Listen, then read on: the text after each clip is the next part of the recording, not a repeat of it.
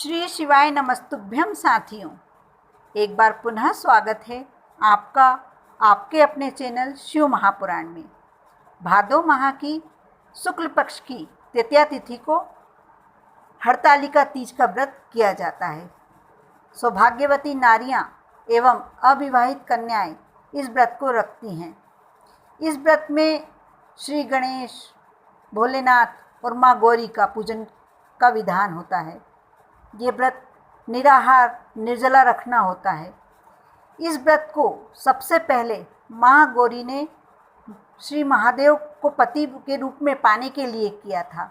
इस व्रत को करने से अविवाहिता को सुयोग वर और विवाहिता नारी को सौभाग्यवती होने का आशीर्वाद प्राप्त होता है। यह व्रत 2021 में 9 सितंबर गुरुवार को पड़ रहा है।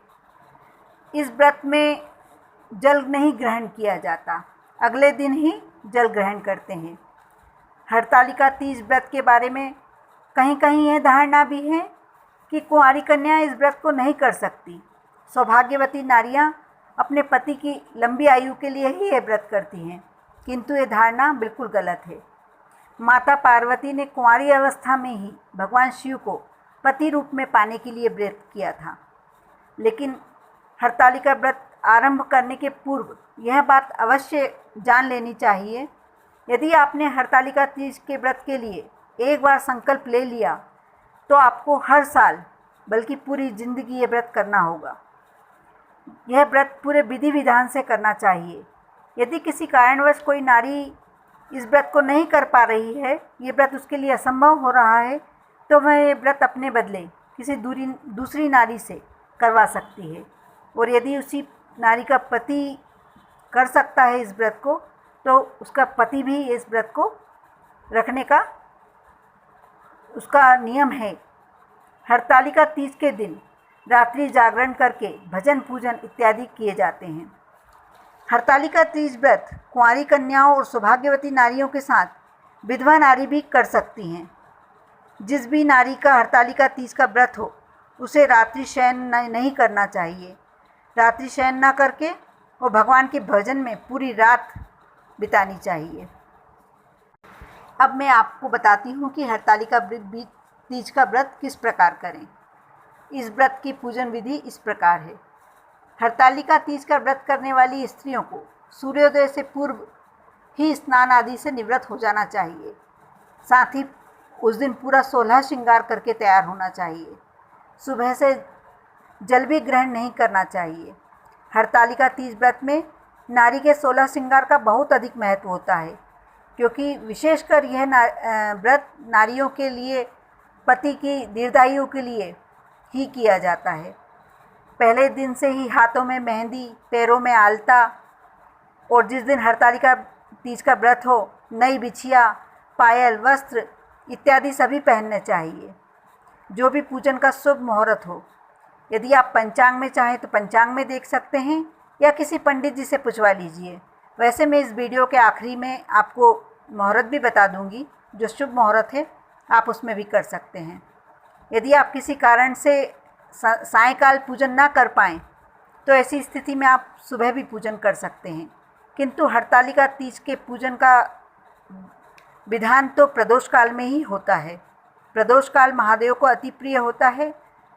हरतालिका व्रत भी माँ गौरा और शिव जी को ही समर्पित है, इसलिए इस व्रत का पूजन प्रदोष काल में ही किया जाना श्रेष्ठ होता है।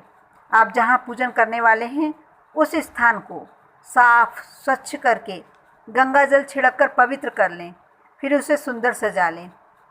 बालू रेत मिलाकर काली मिट्टी में शिव जी, पार्वती और गणेश जी की सुंदर प्रतिमा बनाएं और जहाँ आपने स्थान सजाया है वहाँ चौकी विराजित कर लें और ऊपर 5 मालाओं से फुलेरा बनाएं। शिव महापुराण के अनुसार जो ये 5 फुलेरे बनाए जाते हैं, वे भोलेनाथ की 5 बेटियाँ जया, विषहरा, सांवलीवारी, दोतली और देव यह हैं। इसलिए फुलेरे हमें अवश्य 5 ही मालाओं के बनानी चाहिए, 5 ही संख्या के होने चाहिए। पूजन स्थल पर जब आप चौकी रख चुके हों, उस पर शिव जी, पार्वती जी एवं श्री गणेश जी की प्रतिमा जो आपने बनाई है वह विराजित करें। सर्वप्रथम श्री गणेश जी का आह्वान करें, उनका विधिवत पूजन करें। फिर भोलेनाथ और माँ पार्वती को षोडशोपचार का पूजन के प्रकार से पूजन करें। फिर सभी देवताओं को साक्षी बनाकर उनका आह्वान करें। फिर आपने जो सुहाग पिटारी बनाई है, सुहाग पिटारी वो होती है जिसमें आप सभी 16 श्रृंगार की श्रृंगार सामग्री रखते हैं। वह एक टोकरी में रखकर और उसे सजाया जाता है। उसे माँ पार्वती को समर्पित करें। यह हरतालिका व्रत का एवं पूजन का सबसे महत्वपूर्ण भाग होता है, परंपरा होती है। इस पिटारी में सभी सुहाग सामग्री एवं साड़ी, ब्लाउज का पीस या चुनरी रखी जाती है। साथ ही शिव जी के लिए धोती और अंगोछा रखा जाता है, जो शिव जी को समर्पित किया जाता है। विधि विधान से पूरे मनोयोग से पूजन संपन्न की जाती है। आप संकल्प लें, साथ ही पूरे मनोयोग से रोली, चावल, हल्दी सभी चढ़ाकर शिव जी, पार्वती जी और गणेश जी की पूजन करें। यह सुहाग सामग्री जो आपने रखी थी वह आप दूसरे दिन किसी ब्राह्मणी को दे सकते हैं और शिव जी की को जो सामग्री आपने समर्पित की थी, धोती और अंगोछा, वो आप किसी ब्राह्मण को भी दे सकते हैं। इस प्रकार पूजन करके हरतालिका तीज की कथा सुननी चाहिए। और अंत में आरती आपको बिल्कुल ध्यानमग्न होकर करना चाहिए। यह इस समय की पूजन पूरी हो जाती है। इस प्रकार आप पूजन करते हैं तो इस समय की पूजन पूरी हो जाती है। रात्रि में आप जागरण करें, भजन करें। आसपास की महिला एक जगह रहकर व्रत पूजन करती हैं, तो सभी आसपास की महिलाएं भी एकत्रित होकर जब भजन करती हैं तो रात्रि जागरण का मालूम भी नहीं पड़ता। और रात्रि जागरण अवश्य करें। इस दिन शयन नहीं करना चाहिए। दूसरे दिन प्रातः माँ पार्वती को सिंदूर समर्पित करें। ककड़ी और हलवे का भोग लगाएं। यह ककड़ी और हलवे का भोग लगाने का विशेष महत्व होता है और यही प्रसाद के रूप में आप ग्रहण करें। आप जब यह सामग्री ग्रहण करते हैं, प्रसाद की ये सामग्री ग्रहण करते हैं, तो व्रत का पालना अपने आप हो जाता है। अब एक विशेष बात, हरतालिका तीज के दिन हरी साड़ी और हरी चूड़ी पहनने का बहुत अधिक महत्व है।